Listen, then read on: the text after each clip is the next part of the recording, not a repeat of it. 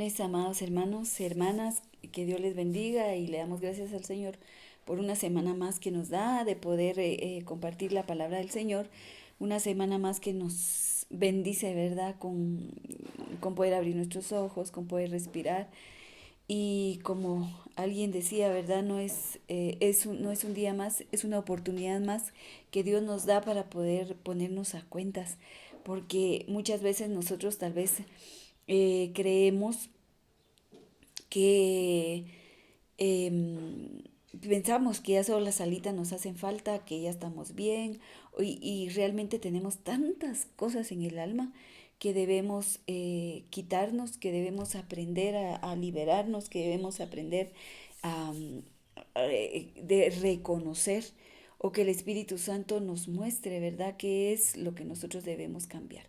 Porque si el Señor no nos ha llevado, es porque pues todavía nos hace falta, porque si usted y yo ya estuviéramos bien, estuviéramos limpios, ya hubiéramos alcanzado una estatura, el Señor ya nos hubiera llevado como Enoc y como Elías, ¿va?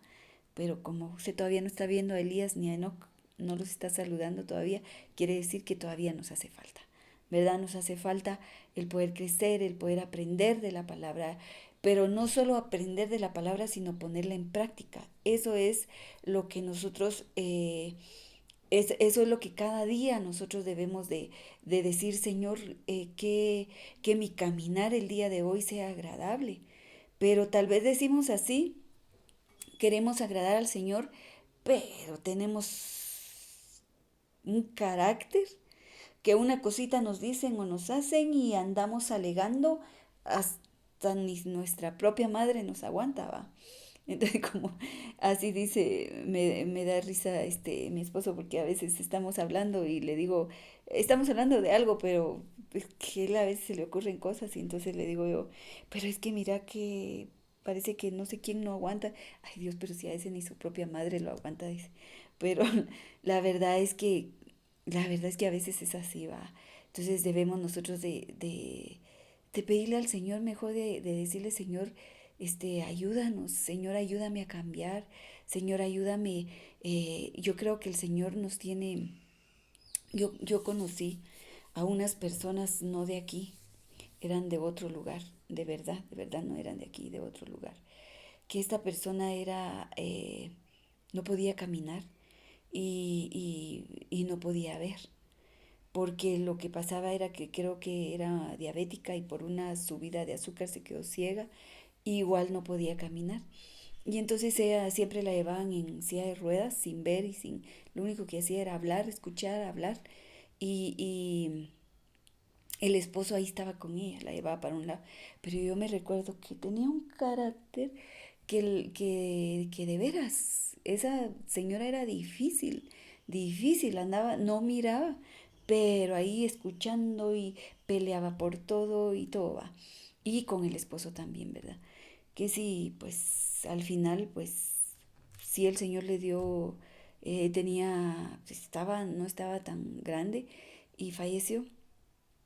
Nosotros dijimos, al fin pues el Señor tuvo misericordia, tanto de ella, ¿verdad? Y como de su esposo, que lo dejó tranquilo también, ¿verdad? Que lo dejó, pues ya libre de ella, pero no va a creer usted que creo que al mes que se murió ella, se murió él y él estaba sano. Entonces a veces de verdad que no entendemos los designios de Dios, como hablábamos con alguien, ¿verdad? De que a veces no entendemos eh, por qué pasan las cosas. Sin embargo, debemos nosotros pues aperturar nuestra mente y decir, bueno Señor, si pasa algo es porque tú me quieres enseñar algo. Paciencia, tú me quieres enseñar sabiduría, pero como le digo, procurar cada día poner en práctica la palabra del Señor, ¿verdad? El poder aprender de la palabra, el poder caminar según como el Señor le agrade, ¿verdad? Entonces sale porque le digo yo, el Señor nos está dando una nueva oportunidad, el Señor nos da un nuevo día para que nos alicemos, que nos analicemos nosotros como aquellos seres que tienen dientes, ¿va? Ojos por dentro y analizar nuestra alma si nos hace falta ponernos a cuenta porque el Señor nos está dando una nueva oportunidad. De eso no es lo que le quiero hablar hoy. Lo que hoy le quiero hablar es eh, en Segunda de Reyes 4:38. Si lo buscamos, Segunda de Reyes 4:38. Si usted lee el capítulo 4 aquí habla de varios milagros de Eliseo, varias cosas que hizo Eliseo. Por ejemplo, eh, cuando Eliseo le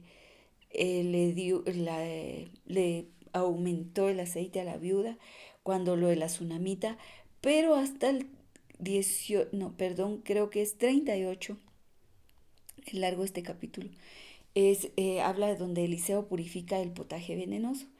Entonces, si leemos en el versículo 38, Segunda de Reyes 4:38, ahí puede usted tomar su Biblia, tomar su cuadernito y el apuntar. Yo sé que algunas cabalmente se sientan así, con su cuaderno y con su Biblia, ¿verdad? Porque se sientan a estudiar. Bueno, entonces dice, en 4:38 dice, Eliseo regresó a Gilgal y se encontró con que en esos días había mucha hambre en el país.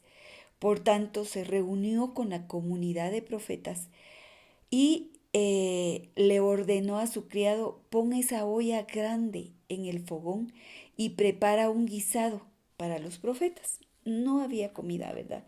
No había, la verdad es que en este tiempo que estamos viviendo por todo eso de la guerra, el aumento del petróleo y todo, miramos que la gasolina se fue para arriba, todo lo de la canasta básica se está yendo para arriba. Pues en este tiempo era hambruna, pero hambruna total, no había nada.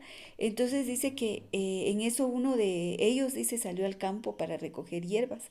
Ahí encontró una planta silvestre y arrancó varias frutas hasta llenar su manto. Al regresar las cortó en pedazos y las echó en el guisado sin saber qué eran.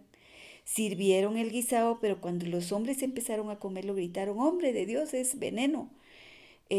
Así que no pudieron comer. Entonces Eliseo ordenó, tráiganme harina. Y luego de echar la harina en la olla, dijo, sírvanle a la gente para que coma. Y ya no hubo nada en la olla que les hiciera daño. Entonces, bueno, aquí cuenta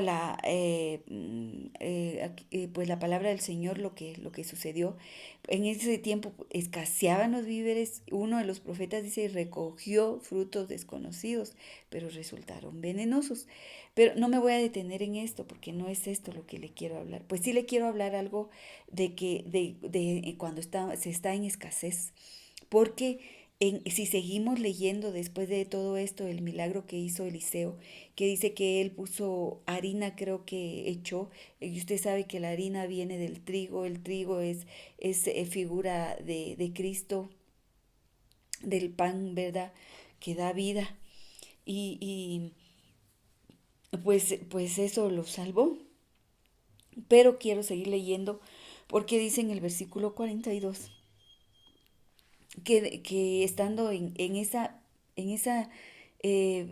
necesidad, o sea, que no había nada que comer, que hasta pues se iban a envenenar porque recogieron frutos. Dice que de Baal Salisa, dice esta, eh, en la King James dice Elisha era un lugar. Llegó alguien que le llevaba al hombre de Dios pan de los primeros frutos. Eso de primeros frutos, eh, first fruits, es fruits, fruits, de primeros frutos de cosecha. Primeros frutos es primicia, fruta temprana.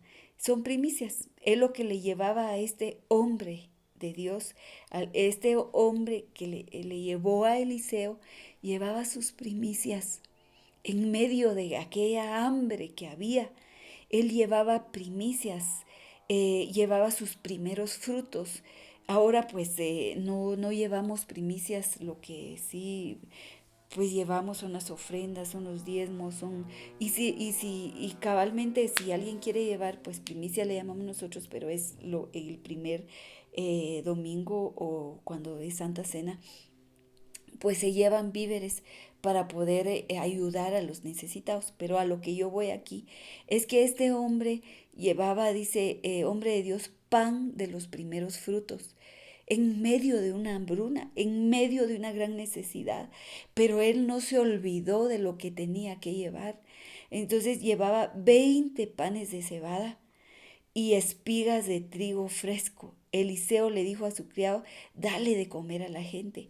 Entonces vino el criado y dice, ¿cómo voy a alimentar a, a 100 personas con esto? Replicó el criado.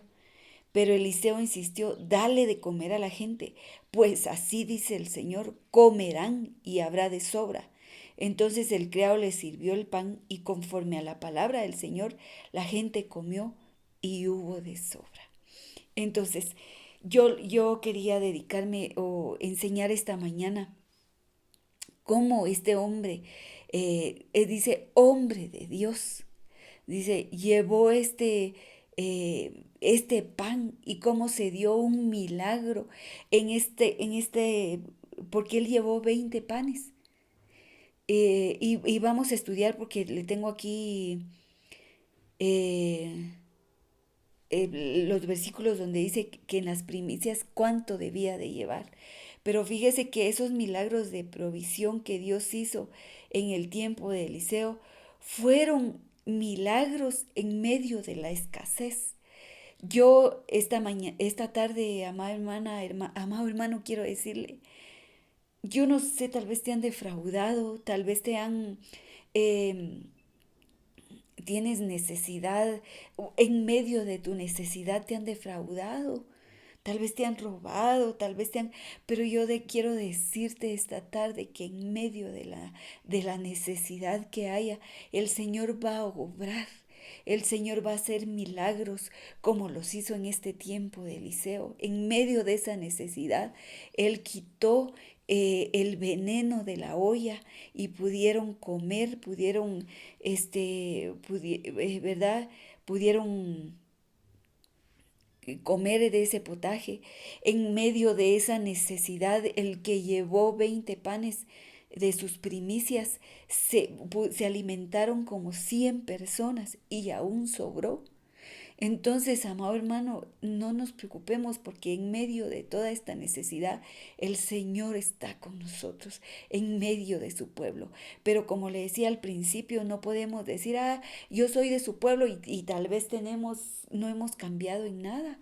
Tal vez no hemos cambiado, no hemos, no le hemos entregado al Señor amarguras que tenemos, no le hemos entregado al Señor. Entonces, tal vez somos pueblo de Dios, pero el pueblo de Dios que Dios va a bendecir es aquel que verdaderamente se está limpiando, ¿verdad? Aquel que está anhelando ser limpio. Amén. Entonces, yo le decía cómo el Señor, cómo Eliseo hizo ese milagro y cómo ese hombre de Dios llevó, porque él hubiera podido decir, no, en este tiempo de crisis, en este tiempo esto es mío y yo no voy a dar. Ahí porque yo estoy en crisis, no, este hombre estaba dice que había una hambruna, sin embargo, él cumplió con dar las primicias y no dio únicamente, escuche esto, no dio únicamente lo que el Señor pedía, porque le quiero leer en Levítico 23:17 en la Nueva Versión Internacional, dice, desde su lugar de residencia le llevarán al Señor como ofrenda mecida de las primicias 2 panes hechos con 4 kilos de flor de harina cocidos con levadura. ¿Cuánto dice, de cuánto era la primicia? ¿De cuánto era la primicia? Era de 2. Así dice en Levítico. Y en ese tiempo pues se tenía que cumplir así como decía, ¿verdad? Era de 2 panes.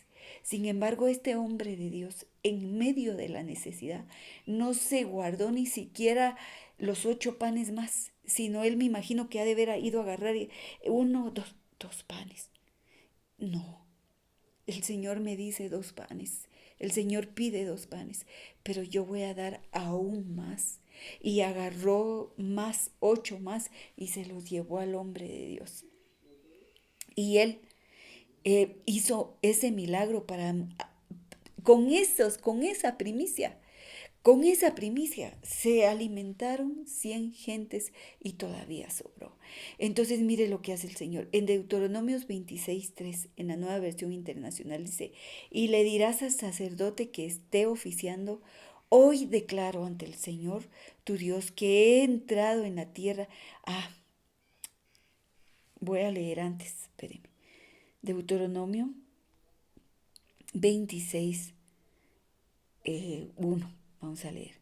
Cuando hayas entrado en la tierra que el Señor tu Dios te da como herencia, y tomes posesión de ella y te establezcas ahí, tomarás de las primicias de todo lo que produzca la tierra que el Señor tu Dios te da, y las pondrás en una canasta. Luego irás al lugar donde el Señor tu Dios haya decidido habitar, y le dirás al sacerdote, mire, esto ya es como que ya entró a la tierra que el Señor le había prometido.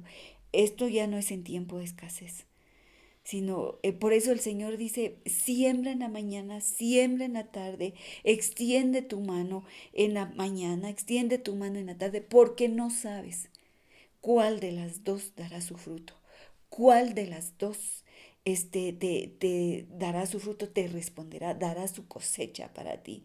Entonces no dejes de dar, amado hermano, ni siquiera en tiempo de escasez, ni en tiempo porque aquí ya es cuando el Señor, ya entran a la tierra que el Señor les va a dar.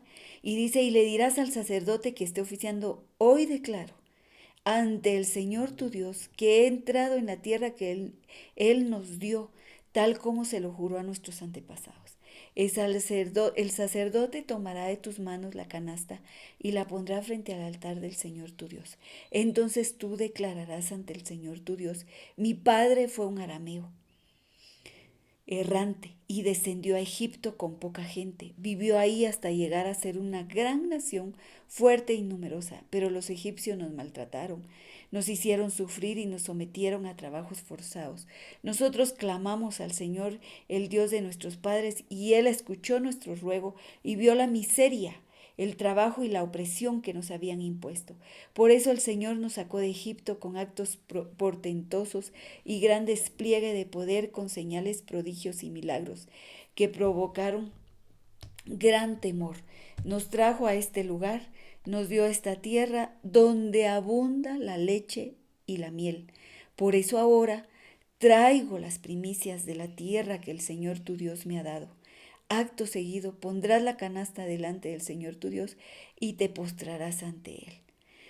Entonces, mire pues, ¿qué era lo que el Señor les estaba diciendo? Les estaba diciendo, cuando entren a la tierra, entonces ustedes declararán, hoy declaro ante el Señor que he entrado en la tierra que el Señor nos dio. ¿Qué quiere decir esto? ¿Qué ve usted en esta palabra del Señor? Lo que yo veo es que este hombre de Dios en escasez dio más, aún más de lo que decía las primicias 2 panes, él llevó 20. Y con esos 20 se pudo alimentar a 100 personas. Bueno, ahora vemos, cuando ustedes entren a esa tierra donde emana leche y miel, ¿qué quiere decir? Cuando tengan abundancia, también no se olviden de traer esas primicias, pero van a declarar con su boca, van a decir todo lo que han pasado, que fuimos errantes, que fuimos oprimidos, que teníamos, que dice que nos sometieron a trabajos forzosos, nos hicieron sufrir, nos maltrataron, pero eso lo van a decir solo no amargados. Ay, que amargado y que, ay, es que a mí me tocó sufrir, es que yo aquí, y si yo le contara mi vida, a mí me tocó sufrir. Yo he sufrido, desde chiquita he sufrido porque pues no estuve en mi casa, no estuve, pero hubo un tiempo que Dios me hizo entender y me dijo, yo te hice pasar eso para que te hicieras fuerte, para que no te estés quejando, para que, y yo le di, yo de veras, delante de Dios le digo, yo le dije al Señor, gracias un día, gracias Señor, porque me hiciste pasar, yo viví sola de 8 años en adelante, yo, muchas cosas, mi papá se murió cuando yo tenía 10 años, pero tú Señor has sido mi padre, tú tomaste ese lugar de padre desde entonces, y yo te doy gracias por lo que me hiciste pasar, porque ahora yo puedo, yo soy una mujer fuerte, porque ahora yo puedo pelear esas batallas sin estarme quejando, sino solamente orando, necesito de ti. Eso era lo que el Señor les hacía ver. Entreguen esas primicias, pero entreguen esas primicias declarando todo lo que pasaron y que por eso ahora ellos, ustedes traen en agradecimiento. Entonces, estas dos cosas les puedo ver yo que como de qué manera vamos a dar, de qué manera vamos a dar esa primicia. Entonces, este hombre de Dios que trajo en tiempos de necesidad, tuvo que caminar 11 kilómetros. De donde estaba el profeta, él caminó 11 kilómetros para poder ir a dejar esa primicia. Y la fue a dejar con gozo, la fue a dejar con alegría y la fue a dejar en medio de esa hambruna que había. Él lo fue a dejar y no le importó caminar, mire, 11 kilómetros. Entonces, esa es una señal de lealtad, ¿verdad? De recordar de dónde viene mi provisión. Aunque usted si 100 quetzales gana, pues 10 voy a dar de diezmo, ¿verdad? Del Señor, no me voy a comer ese fruto, no me voy a comer esa siembra, porque eso no es mío, eso es de Dios, ¿verdad? Como a veces pasa yo lo veo a veces con mis nietos, que los más chiquitos serán, ¿verdad? Que uno les regala una su galleta, por ejemplo, y después uno les dice, dame una galletita, no, es mío, ¿y quién se los dio? Uno se los dio y no son aquello de que ganas le dan de decirle a uno, pues si yo te las di, mejor dámelas, porque eran mías y yo te las di, ahora no me quieres dar. Tal vez a veces así, o todo lo que le pasa a uno en la mente va, ¿qué pensará Dios si Él nos da la provisión y nosotros ya no, esto es mío, yo no se lo doy, ¿verdad? A Dios. Pero no, el que da con liberalidad, el que da con entendimiento, reconoce que el que le dio fue Dios, que no es que nosotros tenemos por nuestro trabajo, si yo me mantengo ahí parada, trabajando, cortando pelo, yo me mantengo aquí, por eso es que tengo. Si no tuvieras clientes, no tuvieras trabajo. ¿Y quién es el que te envía a los clientes? ¿Quién es el que tiene misericordia? ¿Quién es el que te da la salud? ¿Quién es el que te da la vida para trabajar? ¿Quién es el que te da la fuerza? Es Dios. Entonces, cuando nosotros damos, es porque reconocemos, porque tenemos en nosotros esa señal de lealtad, de decir, Señor, tú me diste, yo te doy, de lo que tú me has dado, yo te doy, Señor, ¿verdad? Entonces, nosotros sabemos que podemos hacerlo, podemos dar, ¿verdad? Entonces, nosotros tenemos que regresar al Señor lo que es de Dios, ¿verdad? Señor, como este hombre de Dios, tú me diste. Y son dos que tendría que llevar, Señor, pero yo le llevo 10 al hombre de Dios, porque tú me das y pues entonces yo te doy más. Cuando el Señor ve esa actitud, el Señor bendice. Esa es la actitud que el Señor quiere que nosotros tengamos, ¿verdad? Reconocer de dónde viene nuestra provisión es demostración de honra al llevar nuestros diezmos, nuestras ofrendas, al llevar nuestras primicias, al llevar lo que es de Dios a la casa del Señor, ¿verdad? Es un corazón conectado con la palabra, es un corazón conectado con la primicia como hacían estos. Traigo esta primicia y declaro que mi padre fue errante, que mi padre, que sufrimos en Egipto, que nos sometieron a trabajos forzados, pero que el Señor me sacó, que el Señor me liberó, que el Señor, y ahora estamos en esta tierra de abundancia donde emana leche y miel, también le traigo, ¿verdad? Tenemos que estar conectados. Entonces, Veamos cómo ese hombre de Dios se esforzó en la crisis. No solo dio 20 panes, sino que también caminó 11 kilómetros para poder entregar a Eliseo. Tenía convicción de que a Dios se le obedece a tiempo o fuera de tiempo, como quien dice, yo le obedezco al Señor en medio de la escasez, pero también le obedezco al Señor en medio de la abundancia. Eso es lo que nosotros debemos de tener claro en nuestro corazón, el obedecerle al Señor, ¿verdad?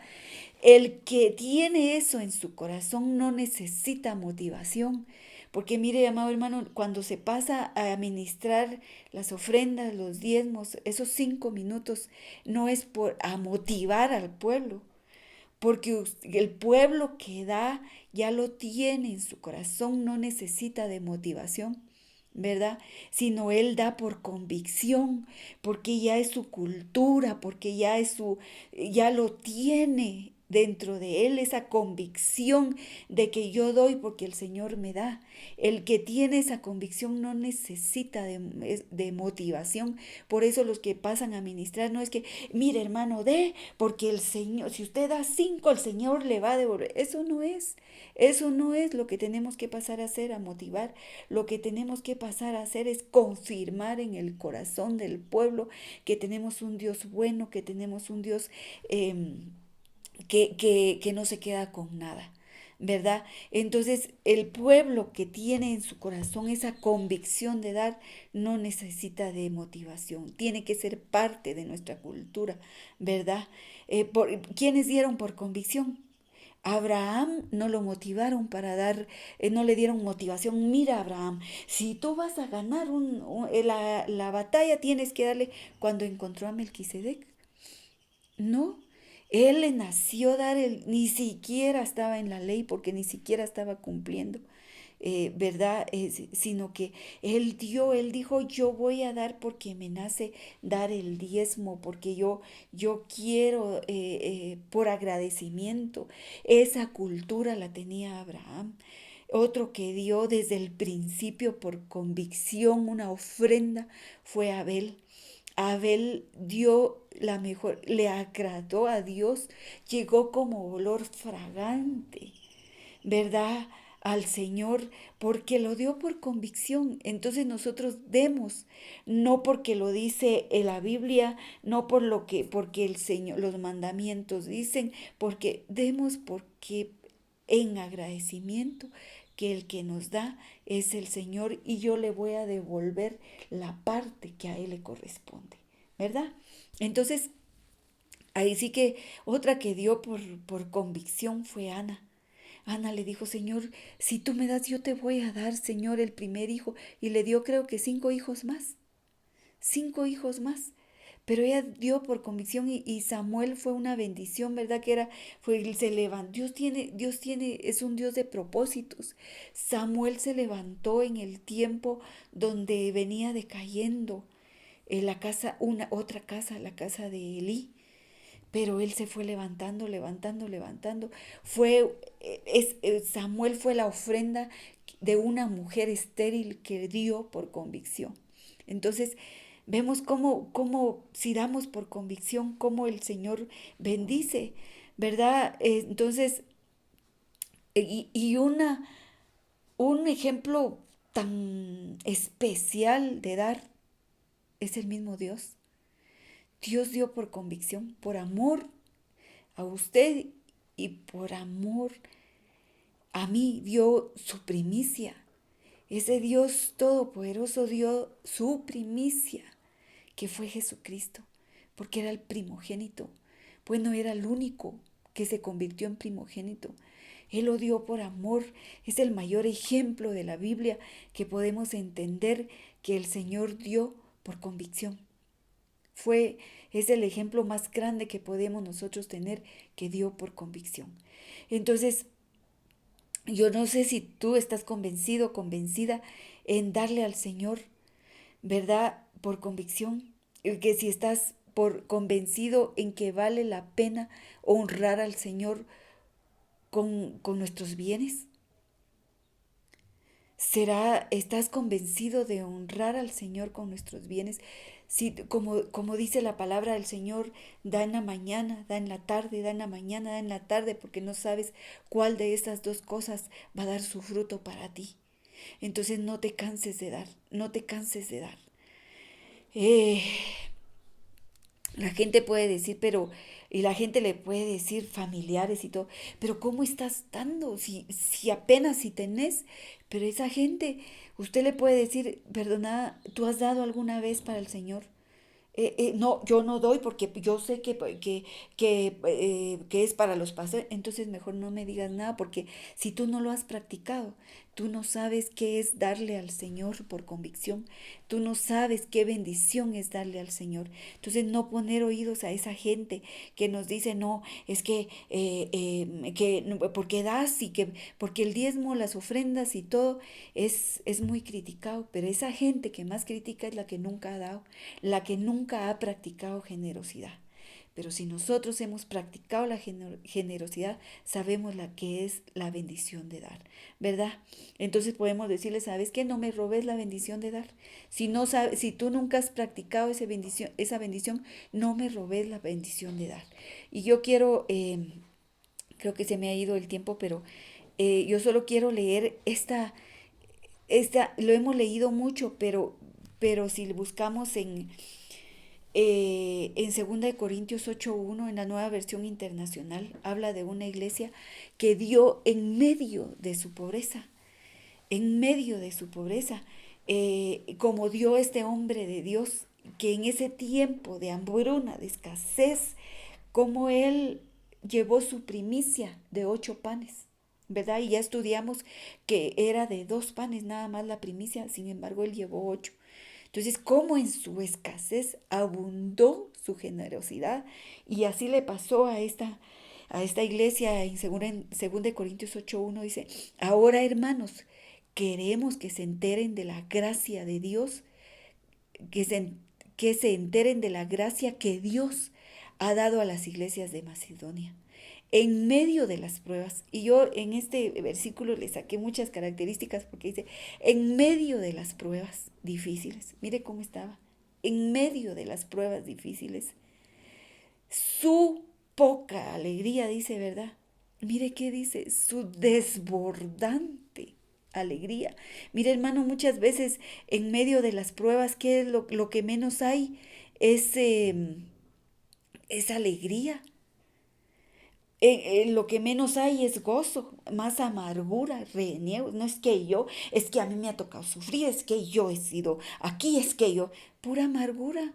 Pero mira, esta iglesia dice, en medio de las pruebas difíciles, su desbordante alegría y su extrema pobreza. Mire esta contradicción, abundante alegría.